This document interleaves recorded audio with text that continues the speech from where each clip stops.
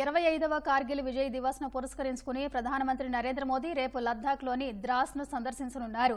అక్కడ కార్గిల్ యుద్ధ స్మారకాన్ని దర్శించి అమరులకు నివాళులర్పించనున్నారు.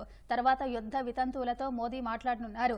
ఈ క్రమంలో షహీద్ మార్గ్ వీర్ భూమిని సందర్శించనున్న ప్రధాని షింకులా టన్నెల్ ను ప్రారంభిస్తారు. కార్గిల్ యుద్ధ కళాఖండాల మ్యూజియాన్ని పరిశీలించిన అనంతరం సైనికులతో గ్రూప్ ఫోటో తీసుకుంటారు.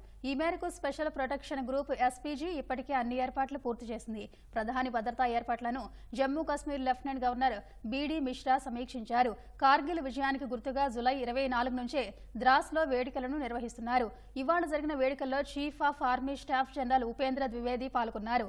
అక్కడ ఏర్పాటు చేసిన వివిధ సాంస్కృతిక కార్యక్రమాలను తిలకించారు. సైనికులు ప్రదర్శించిన ఆత్మరక్షణ కళ ఆకట్టుకుంది.